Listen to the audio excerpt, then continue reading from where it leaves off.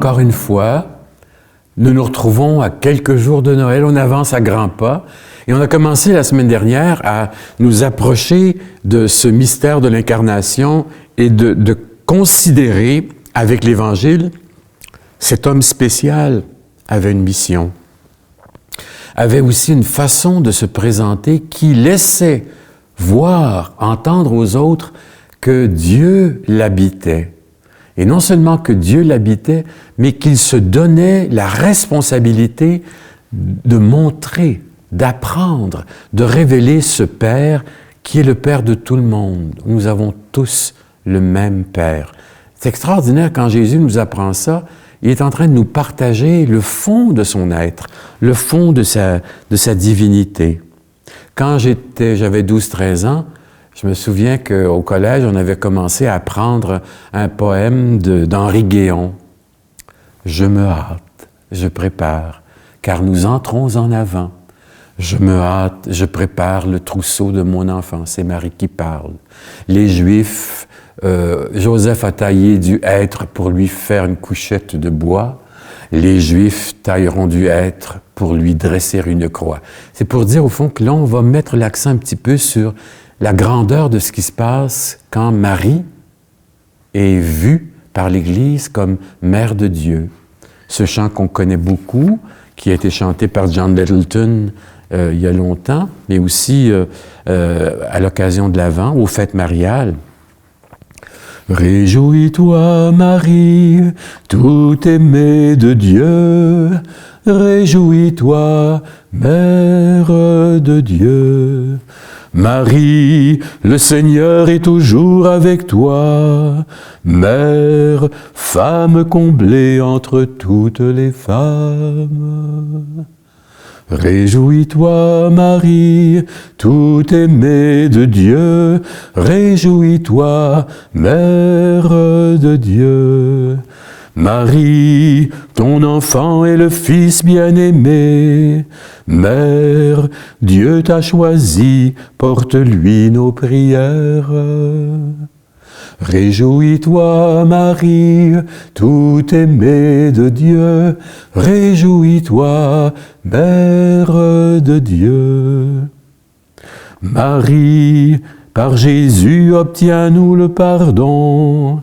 Mère, guide nos pas vers le Dieu de lumière. Réjouis-toi, Marie, tout aimée de Dieu. Réjouis-toi, Mère de Dieu. Là, on tombe dans quelque chose de difficile, de quasiment inexplicable. Cette histoire de la conception de l'enfant Jésus. Il y a toutes sortes d'histoires, de farces qui circulent, puis en même temps, on a le dogme de l'Immaculée Conception, de la question de la nativité, de l'Assomption. On ne sait pas trop comment faire ça, comment croire mieux à partir des déclarations théologiques de l'Église, qui sont des manières d'essayer de nous faire comprendre et mûrir l'Évangile. Ce qui est au cœur de ça, conçu du Saint-Esprit. Ça n'a pas de bon sens. Conçu du Saint-Esprit, là, on va faire l'idée, mais un oiseau, là, qui prend la dimension... si on se met tout de suite d'une page de sexualité, de génitalité, là, ça ne marche plus. L'Évangile n'est pas là pour expliquer comme chez le gynécologue. Comment ça se fait que cet enfant-là est venu au monde, il n'y a pas de père? Bon. On est obligé de regarder ce que disent les Évangiles, et là, le texte est très beau. C'est une sorte d'annonce qui s'approche à toutes les annonces des autres religions et de l'Ancien Testament pour dire qu'il y a quelque chose de spécial qui se passe.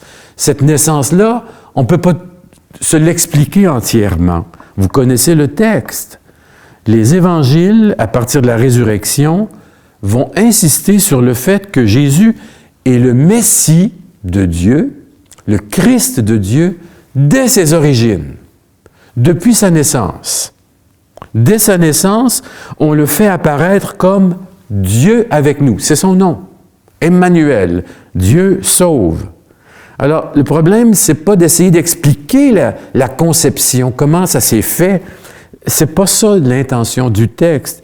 Le texte veut nous dire à quel point Jésus engendré par Dieu, fils de sa mère, bon, pris en charge, adopté par son père terrestre Joseph, engendré, mais il fait partie de quelque chose de spécial. Dieu est allé nous l'envoie. Donc, ce n'est pas un texte explicatif, mais d'essayer de nous faire comprendre comment l'Évangile de Luc nous fait entrer dans le mystère de cette naissance assez unique. Son Fils unique. Le 6e mois, l'ange Gabriel fut envoyé par Dieu dans une ville de Galilée du nom de Nazareth, à une jeune fille accordée en mariage à un homme nommé Joseph, de la famille de David. Et cette jeune fille s'appelait Marie, Myriam en hébreu. L'ange entra auprès d'elle et lui dit, « Sois joyeuse, toi qui as la faveur de Dieu, le Seigneur est avec toi. » À ces mots, elle fut toute troublée. Et elle se demandait ce que pouvait signifier cette salutation. L'ange lui dit, « Sois sans crainte, Marie, tu as trouvé grâce auprès de Dieu. Voici que tu vas être enceinte. Tu enfanteras un fils et tu lui donneras le nom de Jésus. Il sera grand et sera appelé Fils du Très-Haut. Le Seigneur Dieu lui donnera le trône de David, son père. Il régnera pour toujours sur la famille de Jacob et son règne n'aura pas de fin. » Marie dit à l'ange, « Comment cela se fera-t-il puisque je suis vierge? » L'ange lui répond, « L'Esprit Saint viendra sur toi et la puissance du Très-Haut te couvrira de son ombre.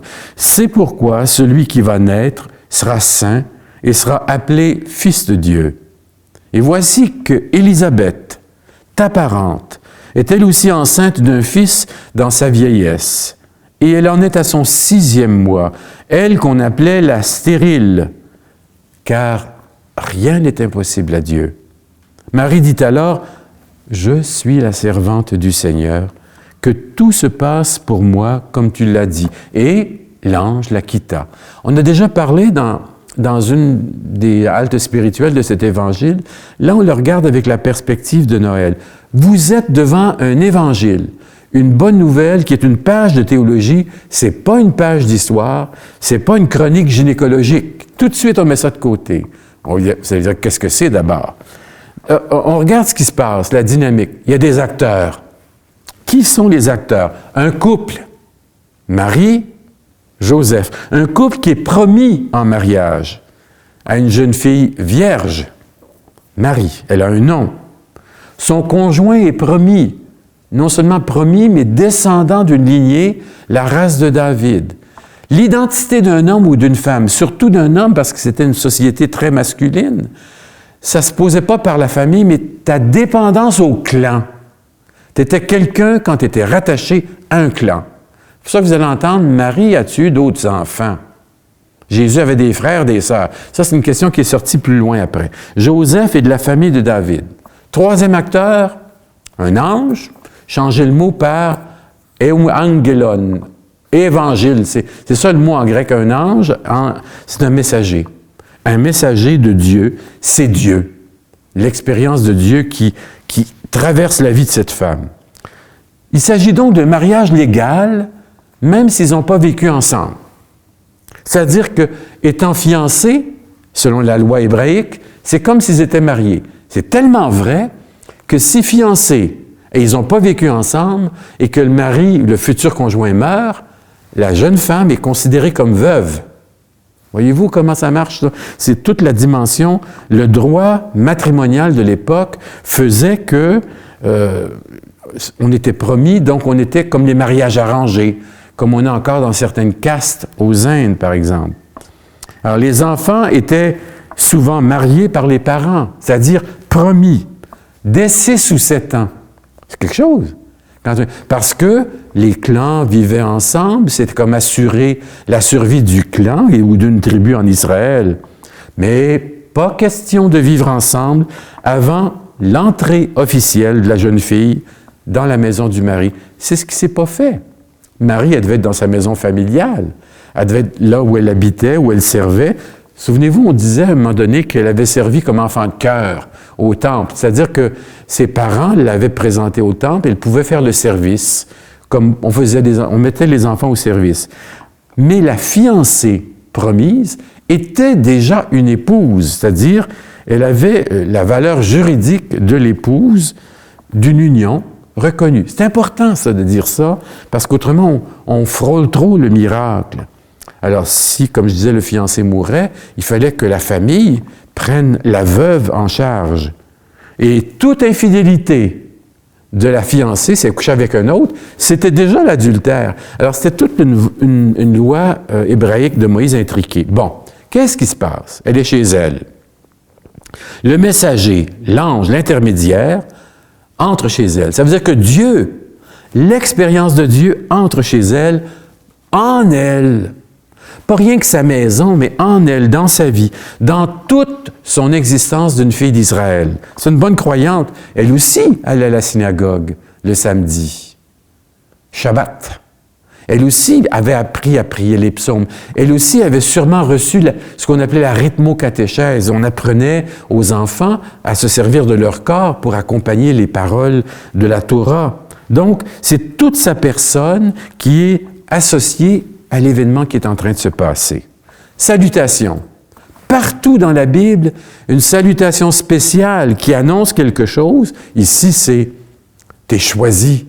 Tu es choyé par Dieu, tu as la faveur de Dieu, ça fait peur. C'est pour ça que la deuxième partie de la phrase, c'est « sois sans crainte ». Hey, calme-toi là, calme-toi un peu. Sois sans crainte, quelque chose est en train de se passer. Donc, une première bonne nouvelle, Marie, tu as la faveur de Dieu. Ça veut dire ça que dans l'expérience de mettre Dieu au monde, avant de recevoir quelque chose, un gros miracle, d'abord de recevoir ce que Jésus a fait à son baptême. Il reçoit la faveur de Dieu. Tu es mon fils, mon enfant. En toi, j'ai tout mis mon amour. J'ai tout mis ma faveur. La trouble et puis la recherche d'un sens. Qu'est-ce qui est en train de se passer? Marie se questionne et elle a raison de se questionner. Mais je disais que toutes les annonces, les scènes comme celle-là, il y en a aussi dans l'Ancien Testament, les annonces bibliques amènent le trouble, l'anxiété, l'angoisse. Et puis aussi, ce que j'aime, je ne comprends pas ce qui m'est dit. Je ne comprends pas, en tout cas, du moins, du premier coup. Et là, le message arrive, la bonne nouvelle. Ça veut dire que toute la scène est faite pour nous faire comprendre qu'il y a une bonne nouvelle qui arrive dans l'histoire humaine, dans l'histoire de cette femme. La bonne nouvelle annonce la réalisation d'une promesse, exactement comme dans l'Ancien Testament. Un fils, un enfant, dans une situation impossible. Ça va être la première annonce. Il va y en avoir une autre annonce. Ta cousine, impossible. Elle est stérile, et ne dit pas qu'elle est avancée en âge. On a deux situations. Une femme qui n'a pas encore vécu avec son homme, puis une femme qui a vécu avec son homme, et les deux arrivent avec une nouvelle inexplicable. Donc, avec l'annonce, on a le nom de l'enfant. C'est-à-dire que l'annonce, n'est pas tellement pour parler de la virginité ou expliquer la virginité de Marie, mais cet enfant-là, il y a une mission. Tu fais passer dans ta vie, dans ton cœur, dans tes tripes, la vocation de l'humanité. Wow! 15, 16, 17 ans, là, Marie peut-être, là, une jeune. Ça ne se comprend pas du premier coup. La réaction, très logique. Je ne connais pas mon homme encore, bibliquement, je n'ai pas couché avec. Comment cela se fera-t-il? Elle est trop jeune, même promise, pour parler de cohabitation. Elle est encore vierge dans ce sens. On ne demandait pas l'avis des femmes dans ce temps-là. L'intention du mariage et la cohabitation, c'était clairement pour avoir des enfants. On vit ensemble pour élargir le clan, agrandir la famille, puis laisser en progéniture, si je laisse un enfant, c'est une bénédiction de Dieu. Alors, voyez-vous le problème qui se pose, c'est qu'elle se fait annoncer, elle se fait promettre un enfant, elle se fait offrir une bénédiction, mais ça ne passe pas par le chemin habituel. Bon, alors la question de Marie à l'ange, c'est de dire, mais moi là, je réponds pas aux critères. Hein, ça ne marche pas. La conception virginale est affirmée ici de façon particulière. Puis il y a une tradition qui, avant les évangiles, qui commençait à parler, avant même des années 50, qui s'impose pour dire Dieu est arrivé dans l'histoire humaine un peu comme un coup de poing, comme quelque chose de très fort. L'annonce de la conception virginale ne rime pas avec les attentes d'Israël. Israël s'attend à voir un Messie, quelqu'un qui passe par une famille, un clan, quelqu'un qui est là à la royauté. Dieu prend un autre chemin, la porte d'en arrière. Dieu prend le chemin inutile, caché. Et surtout quelqu'un, une femme, et non pas le clan masculin, c'est une femme, il passe par cette petite jeune femme.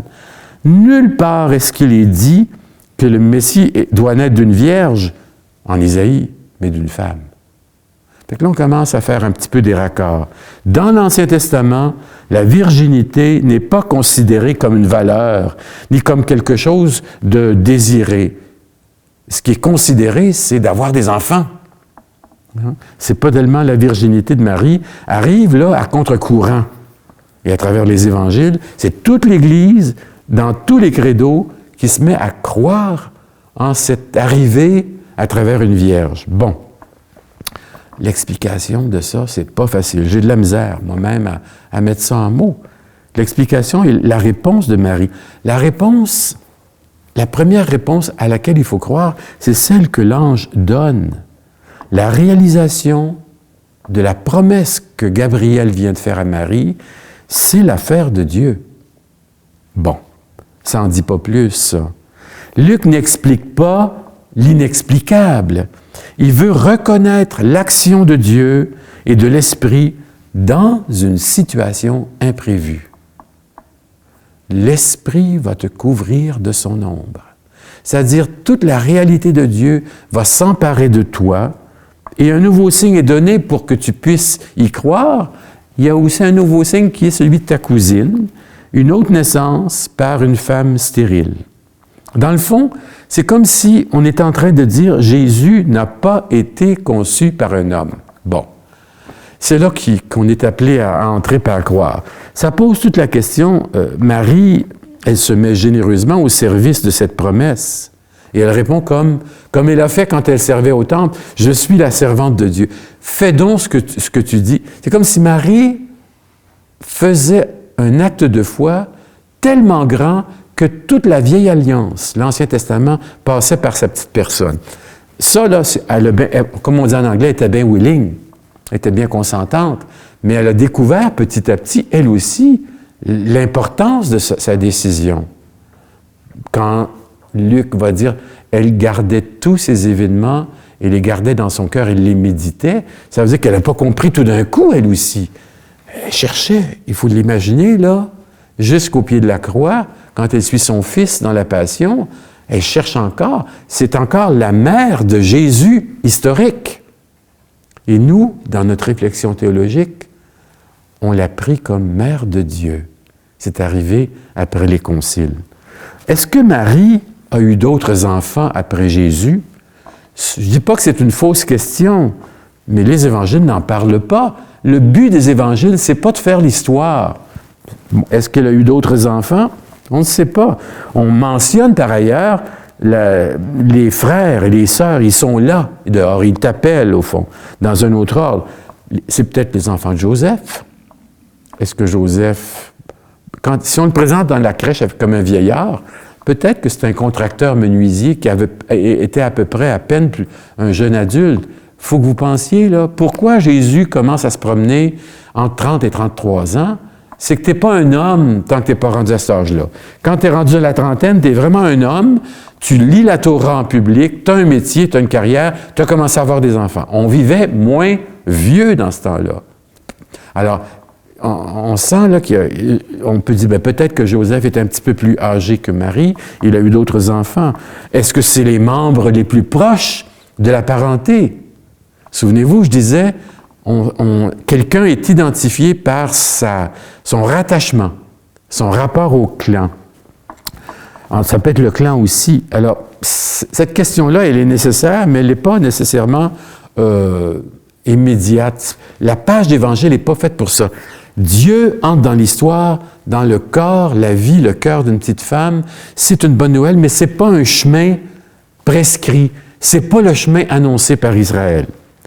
Est-ce que Marie a compris qui était cet enfant-là à naître? Peut-être pas comme on le pense aujourd'hui. Elle se fait dire qu'elle va lui donner un nom et que Joseph va le confirmer. Emmanuel, Dieu avec nous. Elle devient dans un sens le symbole de toute l'Église qui cherche à croire que cette parole de Dieu a pris corps. La théologie, l'Église primitive a fait un dogme avec ça. Bon. Il y a eu des déclarations faites par les évêques qui sont écrites aussi avant les évangiles. Il est l'image du Dieu invisible, premier-né de toute créature. C'est en lui qu'ont été créées toutes choses. Ça, c'est dans la lettre à Colossiens.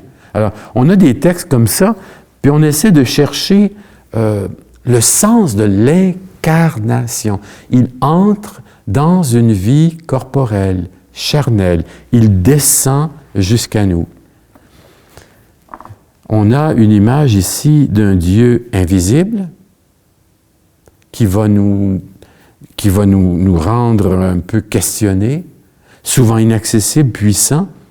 Puis c'est pas toujours conjugable avec la réalité de Jésus. Je voulais qu'on regarde ensemble la salutation que saint François a faite à la Vierge, qui montre un peu le parcours, qui est une autre façon de parler de l'incarnation.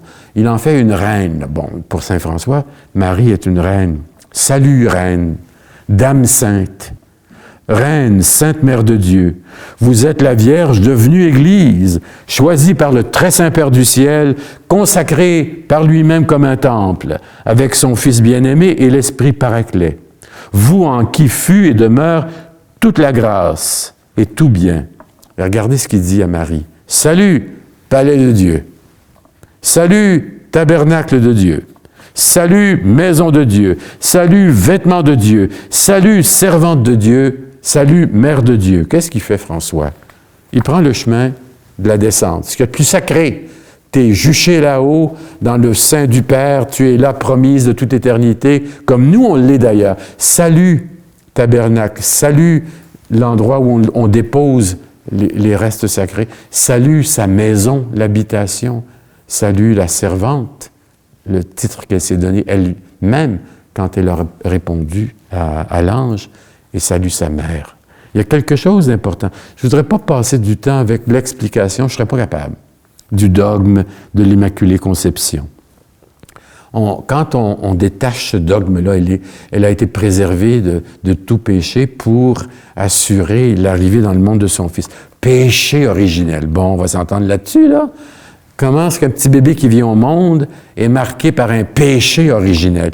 C'est une façon de dire, dès le début, il a en lui la semence de croire ou de vivre séparé de Dieu. Jésus n'avait pas ça. Il était comme promis au lien avec son Père, et on fait déteindre ça sur Marie. Marie a été préservée de la faute originelle. C'est quoi le péché originel? C'est de vivre en se prenant pour Dieu. De se séparer de Dieu. De se couper de lui, de se mettre à sa place.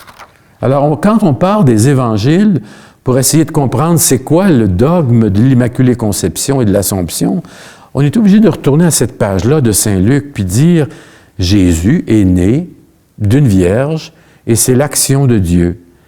C'est pas pour punir le mariage, ni punir la sexualité ou la regarder de haut. C'est pas du tout pour dire il faut pousser la virginité. Non, c'est pour dire cette naissance est inexplicable, on y croit, mais si Dieu est intervenu, il y a un miracle là, qui est là. Un miracle. C'est le seul miracle des évangiles de l'enfance. Pour dire, Jésus est un homme comme tout le monde, mais il était aussi un homme pas comme tout le monde. C'est le paradoxe spécial. Le fils de son père. Cet enfant n'a qu'un Père, et c'est le Père du ciel. C'est le Fils de Dieu, et Marie y contribue. Elle lui donne, par son corps, par son sein, elle lui donne ce qu'il faut pour arriver au monde. Joseph fait entrer le promis de sa femme, au fond. Puis il veut l'envoyer, hein, il veut la chasser. Il fait un rêve. Puis il y a une scène d'annonciation où l'ange lui dit « Chasse-la pas, c'est l'intervention de Dieu. Il a le droit de la renvoyer. Elle aurait été coupable d'adultère. Il a le droit de le faire pour la loi de Moïse. Elle a couché avec quelqu'un d'autre alors que c'était ma promise. » Et l'ange lui dit « Non, garde-le, tu vas lui donner le nom. » C'est comme si Joseph, il est plus que le père adoptif. Il est celui qui fait entrer Jésus avec Marie dans la lignée humaine, dans cette grande généalogie. Alors nous autres, on est pris en sandwich entre l'Évangile de l'Annonciation, l'histoire de Noël, puis le dogme de l'Immaculée Conception. C'est notre façon d'accueillir avec foi cette espèce de certitude qu'il est au cœur de nos vies, conçu du Saint-Esprit. Bon, ça veut dire que ça élimine toute intervention masculine, humaine, mais ça veut surtout dire Jésus n'a qu'un seul Dieu pour Père. Notre foi est là et se joue là-dessus. Il y en a qui mettent ça de côté, puis c'est de l'ordre de l'inexplicable. Mais c'est beaucoup plus pour dire, il est là, il nous appartient et c'est grâce à Marie. Grâce à Marie. Un petit chant, juste pour finir, qui nous montre ce grand mystère. Qui es-tu, roi d'humilité, roi sans palais, roi sans armée, nous sommes venus t'adorer des bouts du monde, des bouts du monde. Regarde donc autour de toi, dans les richesses qui sont là, les nations qui ne savent pas que tu les aimes, que tu les aimes. Marie pourra te raconter qu'avec nous, après les bergers, tout l'univers s'est rassemblé sous ton étoile, sous ton étoile. Petit roi juif et roi du ciel, notre grand roi l'Emmanuel, nous traversons ton Israël pour en renaître, pour en renaître. Et la prochaine fois, on se retrouve autour de la fête de Noël. Bonne semaine.